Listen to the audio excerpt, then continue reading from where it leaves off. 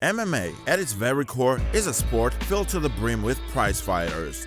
Sure, things like legacy and competitive drive are just as important to some, but many of these fighters would be just as quick to call themselves prize fighters as they would professional athletes. And with the UFC in a place of real health in recent times, for this video, we're going to take a look at the fighters who have made more money than any others in the last couple of years. Here are the top 10 highest paid UFC fighters. Number 10. Amanda Nunes. It only makes sense that the greatest fighter in the history of women's mixed martial arts would be among the highest paid fighters in the sport. Amanda Nunes has well and truly done it all during her run as a champion, and after beating some of the biggest names in the game, this more recent run has kind of looked more like a victory lap than anything else. Or at least it was, up until she suffered one of the biggest upset defeats we've ever seen. Her initial loss to Juliana Pena still saw her bring in one of the highest purses of her career to date, with a whopping $1 million salary on the table for the Lioness when all the bonuses and pay-per-view points were tallied together. The payout information for her UFC 277 rematch with Pena states that her salary for the rematch was set at $500K, meaning that she likely managed to once again break the $1 million mark. If 2023 brings us the long-awaited third clash between Nunes and the flyweight champion Valentina Shevchenko, expect to see both women take their potential earnings to another level entirely. Number 9. Max Holloway.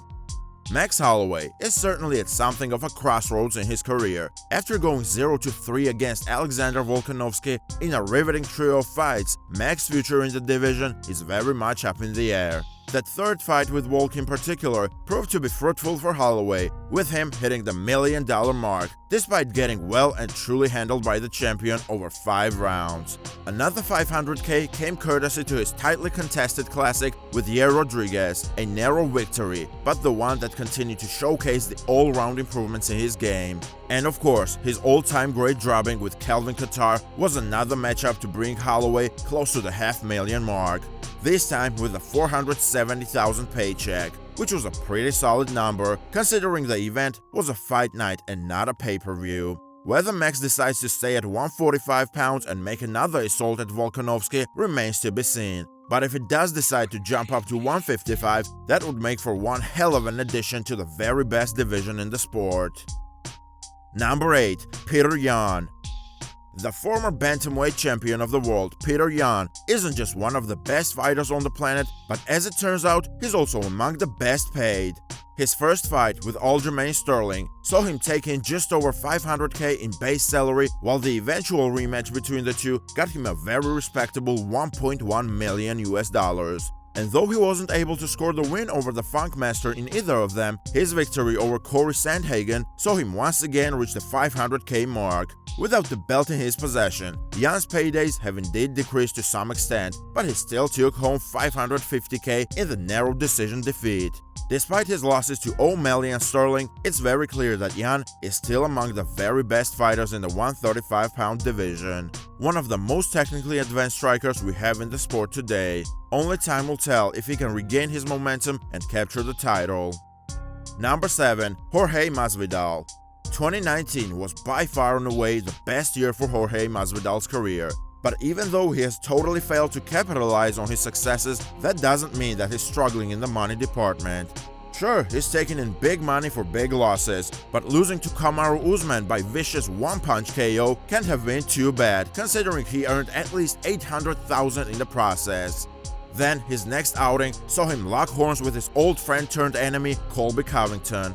Another fight that ended in defeat for Gamebred, but he did manage to take home a cool $1.5 million for his troubles. He might be running out of time in his professional career, but Jorge's resurgence in recent years appears to be finally getting him the type of money he deserves. Number 6. Charles Oliveira. He may have finally met his maker in form of Islam Makhachev, but Charles Oliveira has had one hell of a resurgence in the top flight. The dude has already picked up more performance bonuses in his career than any other fighter. And in his clash with Justin Gaethje, after the base pay, bonuses, and pay-per-view points were calculated, he walked out of there with a cool $1.6 million. He again broke 1 million in there with Dustin Poirier, before taking it at least $750K against Islam Makhachev. He's a fighter who has spent more than a few years hanging out the mid-levels, so to see him make this late career charge is truly inspiring. Number 5. Alexander Volkanovski. The current pound-for-pound king will no doubt be headed for a career-high payday when he steps up to take on Islam Makhachev at UFC 284. He didn't quite manage to break 1 million for his showdown with Brian Ortega, but he did manage to earn the respect of the masses due to his toughness and uncoachable resilience. But when Volk took on Chen Sung-jung next time around, that's when the earnings really started to go up. His total paycheck for that dominant performance came in at reported $1.7 million, by far the best of his career so far. His trilogy fight with Max Holloway then saw him take a base salary of $700,000, which likely came with another few $100,000 on top of pay-per-view bonuses. He may sit at 5th place for now, but it seems as though Alexander Volkanovski can only go up from here. Number 4. Kamaru Usman. Getting kicked in the head by Leon Edwards in the way that he did was one crazy way to end your title reign. But on a positive note, at least the former pound-for-pound king Kamaru Usman has retained his place among the highest-paid fighters in the sport. His trio of octagon appearances in 2021 saw the Nigerian Nightmare really start to build up his wealth. A riveting contest with Gilbert Burns brought Usman just over $1 million, before he earned a career best of $1.5 million in there for a rematch with his rival Jorge Masvidal.